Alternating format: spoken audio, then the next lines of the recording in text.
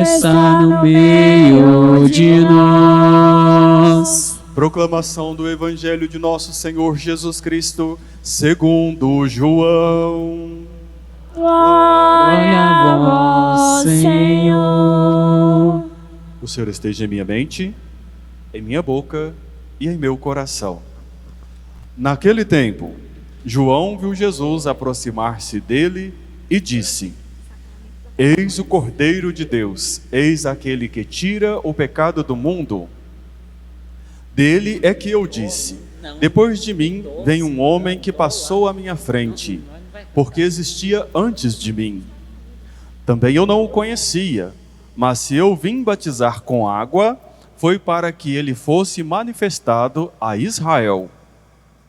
E João deu testemunho dizendo: Eu vi o Espírito descer como uma pomba do céu e permanecer sobre ele.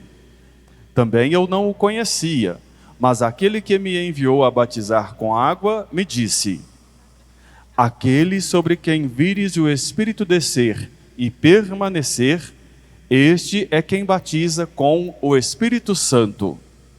Eu vi e dou testemunho: este é o Filho de Deus. Palavra da salvação.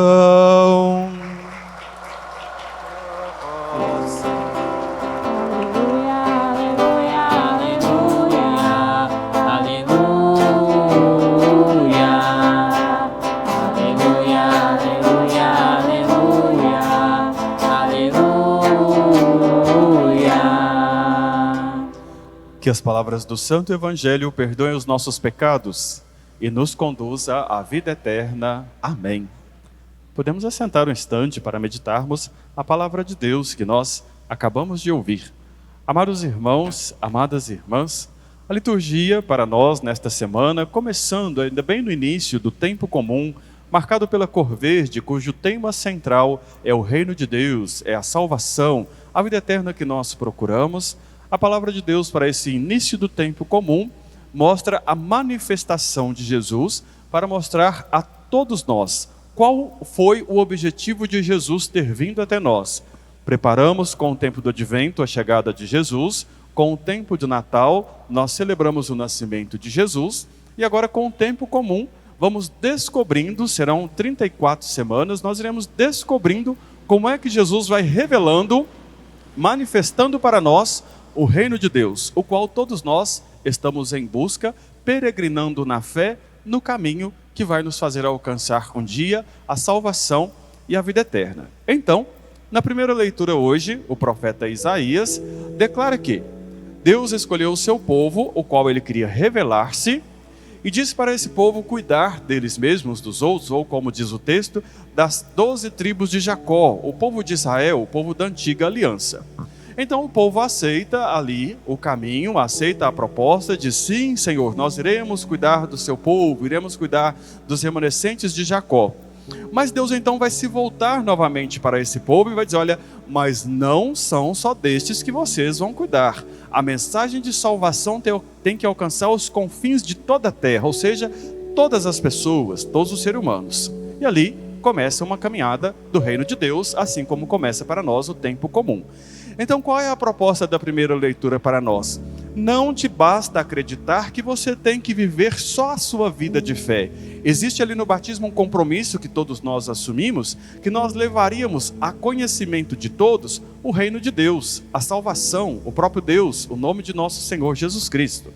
O que o profeta está dizendo ao povo antigo na Bíblia serve para nós podermos dizer: olha, Deus quer confiar em mim, que eu vou levar uma mensagem de salvação, e esta mensagem de salvação, por onde quer que eu andar, ela vai comigo. Ou seja, é dentro da sua casa, é no seu trabalho, é na sua igreja, é pelo caminho, com seus amigos, com seus parentes, com seus familiares. Nós carregamos o nome de Deus em nossas vidas. Nós carregamos uma mensagem de Deus em nossas vidas para dar testemunho sobre ela. Ou seja, não é para ficar guardada nem escondida, não é para ficar só no seu coração, em sua consciência cristã. Nós estamos no mundo porque somos filhos de Deus e queremos anunciar que o reino de Deus é para todos e não para alguns. nas palavras do profeta, até os confins de toda a terra. Se todos vão querer aceitar, aí já não é conosco. Conosco é o compromisso que fizemos com Deus, de aceitar este reino e dar testemunho dele. É isso que nós iremos fazer. É claro que não tão quanto com as palavras, mas com o nosso jeito de ser. O seu jeito de ser lá na sua casa tem que demonstrar que você é cristão. O seu jeito de ser lá no seu trabalho tem que demonstrar que você é cristão. O seu jeito de ser pela rua, com os seus amigos, na sua casa, com os seus companheiros, com a sua esposa, com o seu esposo, com o seu namorado, com os seus amigos, com as crianças, com os idosos, a nossa vida toda tem que demonstrar que nós pertencemos a este Deus. Nem tão quanto com as palavras, como eu disse, mas com o jeito de ser, com as expressões de nossa vida, com a nossa oração, com a nossa fé. Por exemplo, a quem você disse hoje que estava vindo para a Santa Missa? É o seu jeito de ser cristão, é a sua oração. Assim, resultado então, Paulo, na segunda leitura para nós hoje, na carta ao povo de Corinto, o que ele vai dizer aos coríntios? Ele vai dizer que ele mesmo, por graça e dom de Deus, por ser apóstolo de Cristo, ele aceita esta proposta de levar a graça de Deus a todos os povos. O povo de Corinto não era um povo tão quanto cristão e nem muito menos judeu. Eles eram de uma religião que pertencia ao antigo Império Grego. Assim, eles tinham religião própria, deuses próprios. E Paulo se propõe a ir lá levar uma mensagem de salvação em Jesus Cristo. Não é pelos deuses gregos e nem muito menos pela religião dos judeus. Ele se propõe a ir lá falar de Deus Pai, de Jesus Cristo, do Espírito Santo, de salvação, do reino de Deus, que é o que nós todos somos chamados a fazer. Resultado, Paulo sai para evangelizar e acredita que essa é a grande graça que Deus nos revelou, de sermos seus filhos e de poder anunciar para todos a salvação, de podermos ter a liberdade de termos uma fé em um Deus que nos salva, nos perdoa e nos quer bem. Então essa é a grande graça que Paulo foi levar para o povo de Corinto, uma grande mensagem, para dizer que agora todos nós, por graça e dom de Deus Pai e por Jesus Cristo, nós temos salvação. Nós temos um reino que nos espera. Nós temos uma moradia que vai se tornar eterna. Assim agora, no Evangelho de São João, hoje tem 2 João no Evangelho, um é João Batista, aquele que batizava no Rio Jordão. Outro é João Evangelista, que era apóstolo de Cristo. Então são 2 pessoas distintas. O que é que João Evangelista escreveu sobre João Batista? Escreveu a vivência que João Batista teve. Ele foi um profeta que preparou a chegada de Jesus. Ele anunciava no deserto e no Rio Jordão que todos tinham que preparar o coração e a vida, endireitar suas veredas, porque o reino de Deus estava próximo. O reino de Deus próximo que João Batista anunciou foi a vinda de nosso Senhor Jesus Cristo, sua manifestação, sua morte na cruz, sua ressurreição e o perdão dos pecados. Então o que João vai dizer de Jesus Cristo? Jesus veio chegando para próximo de João Batista. João Batista apontou para Jesus e disse: eis o Cordeiro de Deus, eis aquele que tira o pecado do mundo. Por que João Batista disse assim de Jesus? Nas religiões antigas e também para o povo judeu antigo, nas Sagradas Escrituras, eles usavam de animais, sacrifícios de animais, para buscar o perdão dos seus pecados. Outras religiões sacrificavam até mesmo a vida humana, como foi no Egito, como foi na Grécia, como foi em Roma, na Babilônia. Os antigos impérios sacrificavam vidas humanas na tentativa de alcançar graças dos deuses. O povo judeu, que só tinha apenas um Deus, eles sacrificavam animais, vidas humanas. Nós temos o relato lá de Abraão, que quase sacrificou Isaque, um pedido que Deus fez para provar a fé de Abraão. Deus pediu que Abraão sacrificasse o menino Isaque. Quando Abraão estava com um punhal para sacrificar a vida do menino, veio o anjo dizer a Abraão que ele já havia provado a fé dele, que ele não precisaria sacrificar o menino. Então o que Abraão fez? Ele foi até um arbusto onde tinha por lá um animal preso, e no lugar do filho ele sacrificou um animal na tentativa de provar também a fé dele perante Deus. Então é isso. Então o que está acontecendo? Por que João Batista vai dizer: eis o Cordeiro de Deus? Aquele povo já tinha costume de sacrifícios de animais, e dentre eles era o cordeiro, por ser um animal manso, fácil de pegar e fácil de carregar, e era também a carne dele comestível. Assim, resultado, Quando o povo de Israel saiu da escravidão do Egito, eles sacrificaram o cordeiro, pegaram o sangue do cordeiro e marcaram as portas de suas casas, porque a última praga do Egito dizia que morreria todo o primogênito dos que estavam ali, com exceção daqueles que tivessem as suas portas marcadas com o sangue do cordeiro. Os judeus, sabendo ali então do que estava para acontecer, anunciado por Moisés, marcaram suas portas com o sangue do cordeiro, e naquela noite morreu o filho do faraó. E resultado, ele viu que a coisa era séria ali, do que estava acontecendo era sério, que Deus iria punir o faraó se não libertasse o povo, e naquela noite, na última praga, o povo de Israel foi libertado da escravidão do Egito, porém, é claro, nós sabemos a história, foi perseguido outras vezes.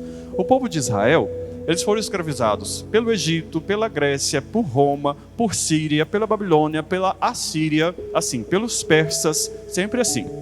E aí, então, eles costumavam fazer sacrifícios de animais buscando essa libertação, buscando uma grande graça de Deus, buscando o perdão dos pecados. Mas veja agora o que João Batista diz: eis o Cordeiro de Deus, eis aquele que tira o pecado do mundo. Não é o Cordeiro do povo de Israel, não é o Cordeiro do rebanho do povo, não são os animais dos dias de hoje. Ele diz que Jesus é o Cordeiro de Deus. Então o que ele está dizendo?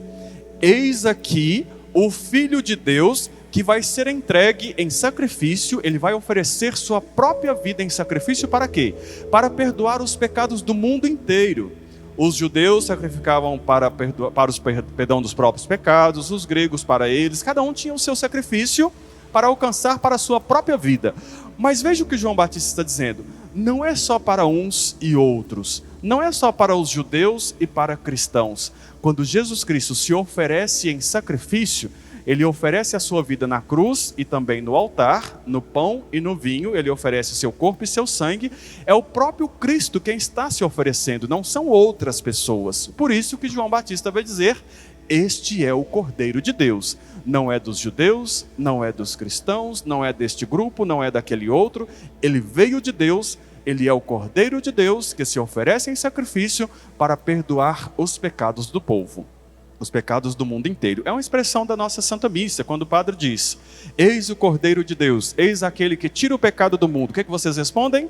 Senhor, eu não sou digno de que entreis em minha casa, mas dizei uma palavra e eu serei salvo. É o que vocês pedem na Santa Missa, é o que João está dizendo para todos nós. Ser salvo é ter os pecados perdoados, porque se vocês não pedirem perdão pelos pecados de vocês, vocês não entrarão na salvação, no reino de Deus. Então o que João está dizendo ali? Que Jesus Cristo oferece a sua vida por todos nós, pelo mundo inteiro, para que nós sejamos salvos. E ele continua: porque é dele que eu disse, ele veio depois de mim, mas passou à minha frente. O que João está dizendo agora?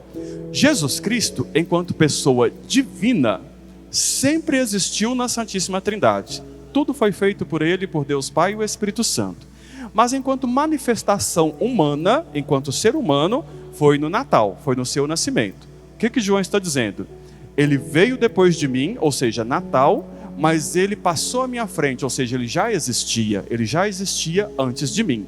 João está dizendo que Jesus é humano e divino. É isso que ele está dizendo ali no Evangelho, quando ele diz que vem depois de mim, mas passou à minha frente porque já existia. João está reconhecendo que Jesus é um Deus, mas também é um ser humano. É isso.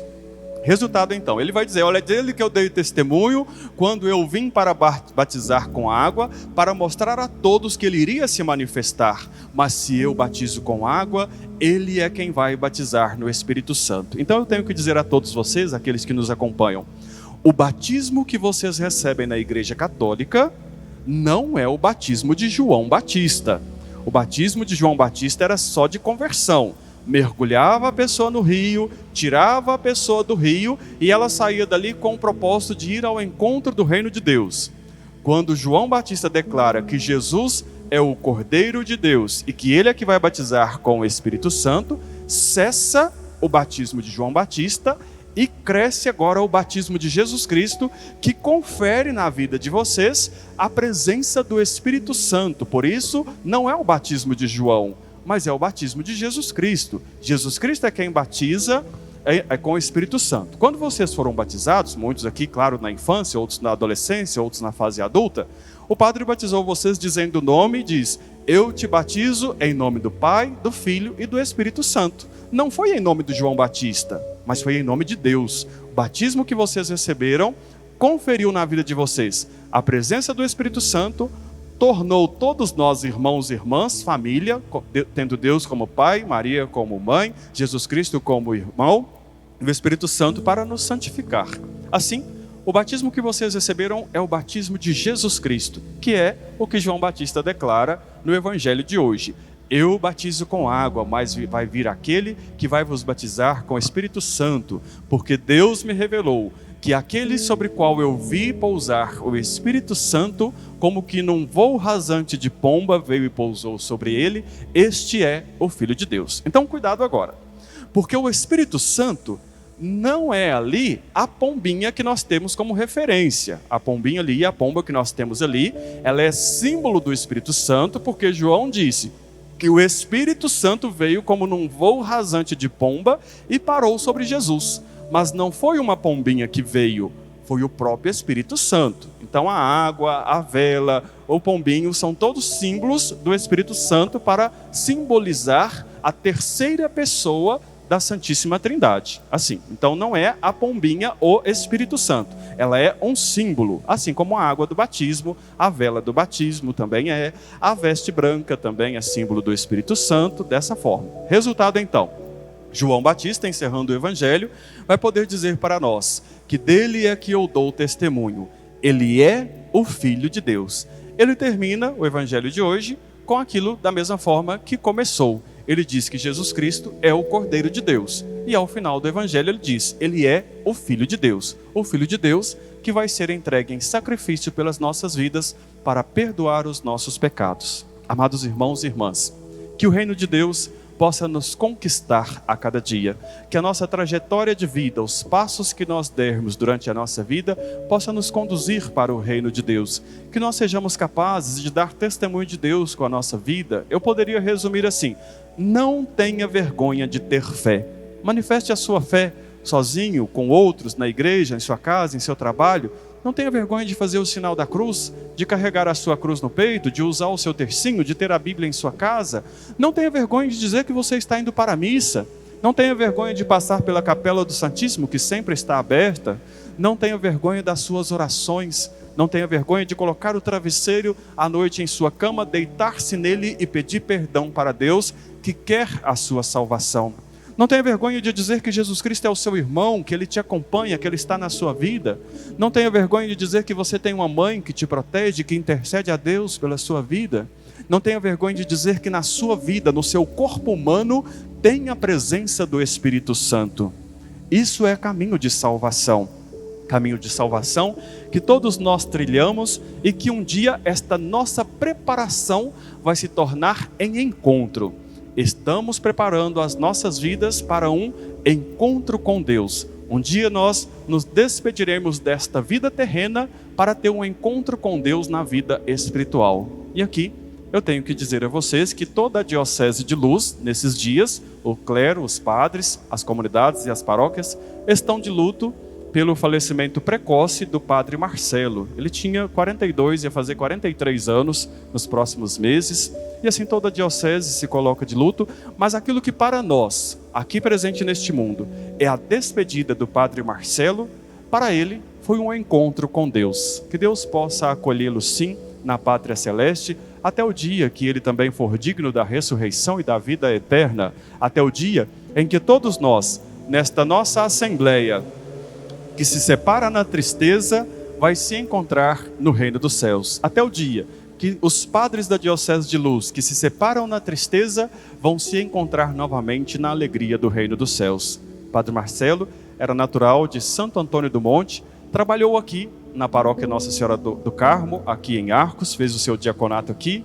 Depois trabalhou nas paróquias de Lagoa da Prata, Bom Despacho, Pimenta e, por fim, ele estava na cidade de Abaeté, na paróquia Nossa Senhora do Patrocínio. Com 42 anos, se despediu da diocese, do clero da Diocese de Luz, das comunidades, de seus parentes, amigos e familiares, e foi fazer o seu encontro com Deus. Que Deus, nosso Pai, permita acolhê-lo no reino dos céus, até que um dia todos nós possamos encontrá-lo. E trilhando este caminho do reino de Deus, do qual vai tratar o tempo comum, marcado pela cor verde, que nós possamos também preparar nossas vidas para este encontro com Deus, numa vida futura, numa vida espiritual, até o dia em que possamos juntos alcançar o reino de Deus e a vida eterna.